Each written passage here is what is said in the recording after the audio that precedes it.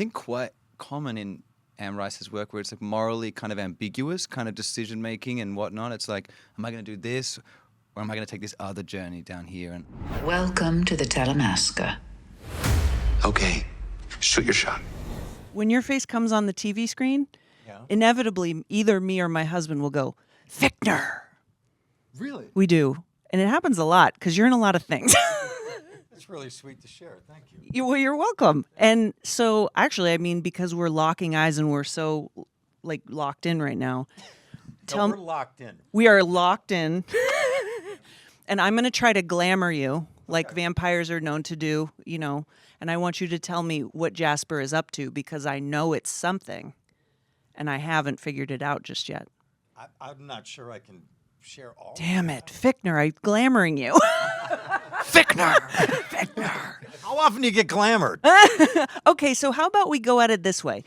Why don't you tell me the aspect of Jasper that like really spoke to you as a performer? What captured you when you read the scripts? Well, when I first read the scripts, it was only the first couple of scripts, but John Lee shared with me much of what would happen down the line, and that was really intriguing. But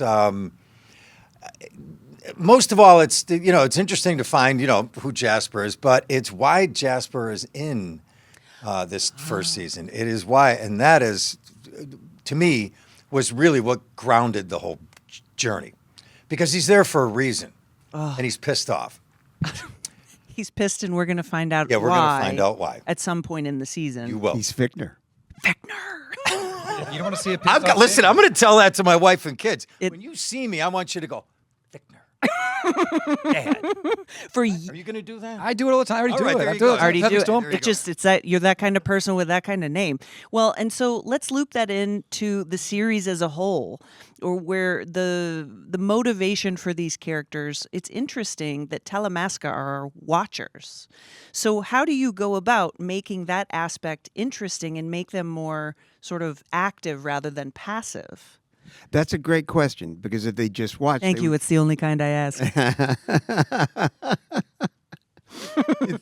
Yeah, it would be kind of a boring show if they just stayed in a library and wrote stuff, right? Exactly. We wouldn't get much traction out of that.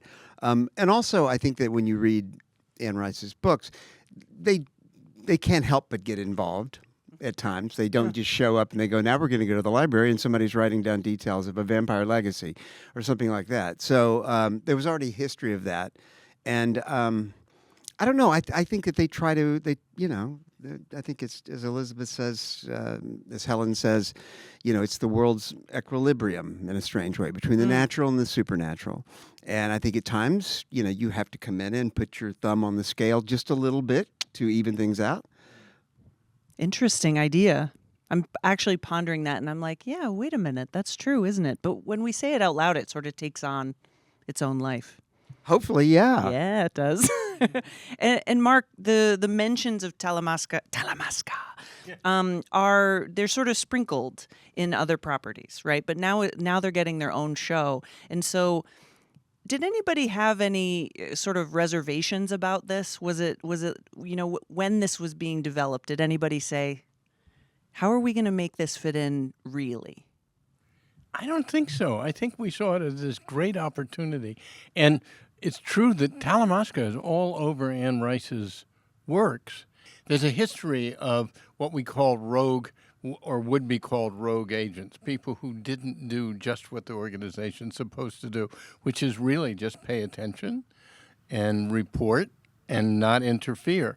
And people who got romantically involved, sexually involved, took advantage, people who went to the dark side, whatever. And that's where we thought, okay, now we can do more with this organization. It has a history. We have a license to have agents who don't do exactly as they are supposed to do. That's always when it's really fun. right.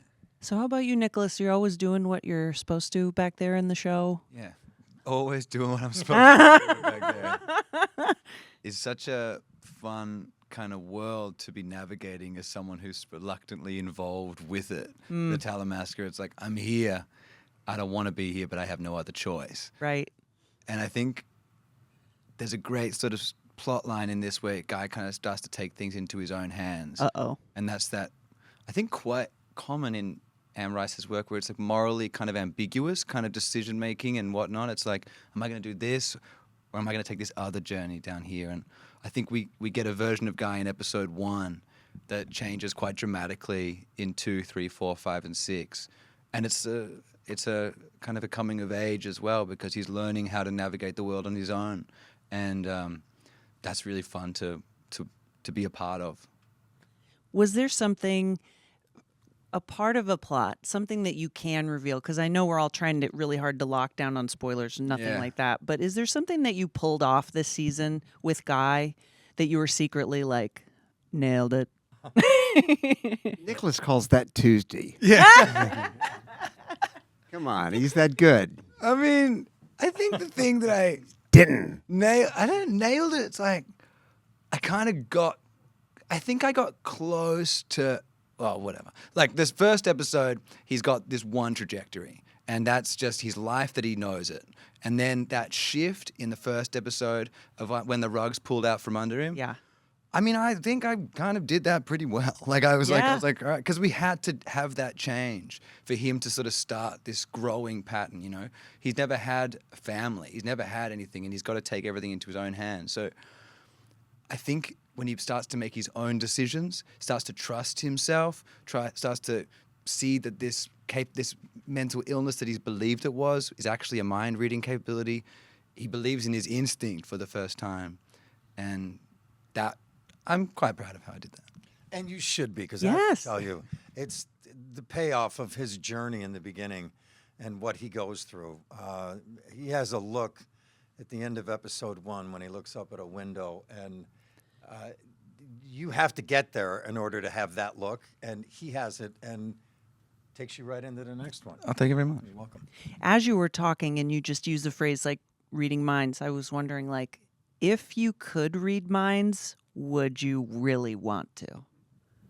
You shook your head so fast, right? Would you want to? Would you want to? No? Mark? No, Mark? to know how much my wife wants to spend, no, I'd have a heart attack. If you could turn it on and off, I'd be fine with it. Okay, right. If it was like a faucet, I I'm get it. afraid everything that he would be negative about me, and I would Right. Oh no. Do you think that that's like an artistic thing? That's been coming up a lot. I feel like lately, just sort of in my zone, where it's like we all sort of get something that we've been searching for, and then we're just afraid we're instantly going to lose it. Is that your experience in things like this? every day. It's funny, right? What is it about all of us? No, it's the imposter syndrome. Why are artistic souls full of doubt like that? Is that what helps us create? I think so, because there's nothing that's finite. Everything is out there to be taken and put together in interesting and weird ways, and there's a nebulous aspect to that which doesn't kind of line up with living your days and knowing exactly who you are and what you're doing and all those kind of things. Yeah, and it's when you're truly going with the flow, it's like you end up faced with a lot of questions that you don't necessarily have the answers for, which is kind of terrifying. So thank you for my therapy being my therapy right now. Oh, it's a nice question. It's interesting because I also am winding it back to Anne Rice, and that this is, an author that's created so many really fun journeys answering questions and sort of the unexplained, right? And is that something that you attach to in the material? Like, what about all of her other properties? There's so many great shows and movies. It's kind of amazing when you read all the different work. The thing that I grabbed onto early on with it was that it wasn't that it wasn't finite, that these were complicated characters, that the truth was sometimes nebulous, and so it wasn't going to be a bad guys and good guys kind of face-off. It was complicated people, and not everybody is. I mean, bad people are not all bad. Good people are not all good. And there's a naturalism and a normalism and a humanism. That was the first thing for me, where I kind of grabbed in with a vampire that I could write.